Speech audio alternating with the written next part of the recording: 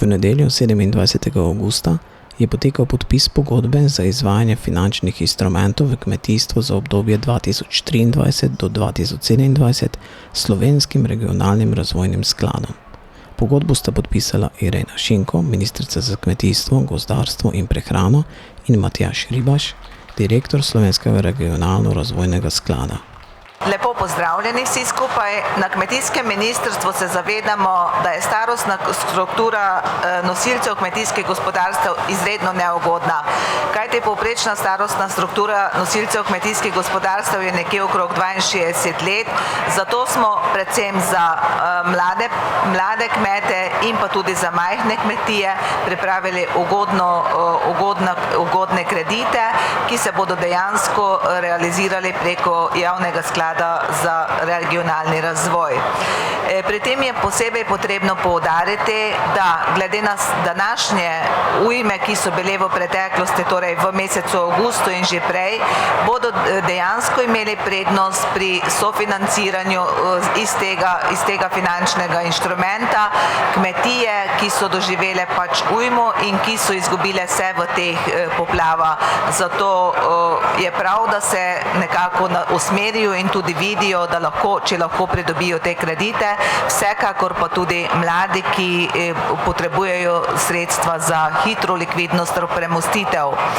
V drugem primeru je pa zelo pomembno, da mlade, ki so pripravljeni kmetovati in ki so pripravljeni investirati, dejansko spodbudimo z razvojnimi posojili, ki so ravno tako zelo ugodna glede obrestnih mer, in na podlagi tega potem tudi imajo možnost dejansko vlagati v kmetije in dobijo poleg nepovratnih sredstev še torej ugodna posojila, kar je za kmetijstvo zelo pomembno, saj vemo, da je v kmetijstvo, ki je nekako vse odvisno od vremena, lahko naredijo vse najboljše, se lahko zgodi, da nikoli ni pridelka, torej nikoli ni prihodka, zato je potrebno, da vemo, da na ta način lahko spodbujamo tudi kmetijstvo v bodoče.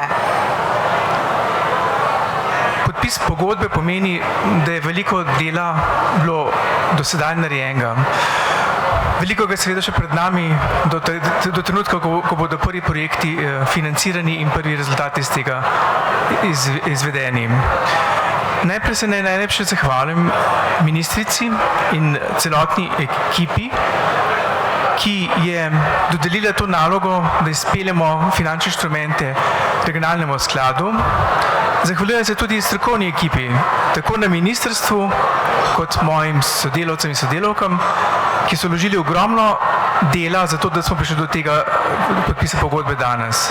In zahvaljujem se tudi deležnikom, kmetom, predstavnikom kmetov, ki so koncept finančnih inštrumentov podprli in nam dali nekako moči, da smo prišli do tega konca. To je tretji poskus vpeljave finančnih inštrumentov na slovenski trg. Mislim, da bomo zdaj uspeli.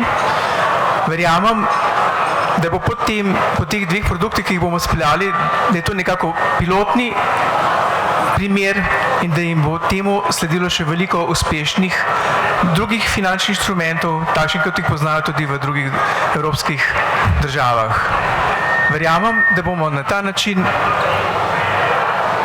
podprli veliko dobrih projektov, nažalost tudi tiste, ki jih morajo zdaj kmetje narediti zaradi poplav, ki so bile pred kratkim. Ampak mislim, da je inštrument primeren za vse izzive, ki jih ima slovensko kmetijstvo, da bo lahko podprlo prilagajanja, razvoj in pa seveda prilagajanje na podnebne spremembe, ki so ena od pomembnih, verjetno ključnih tem, tudi za vse nas.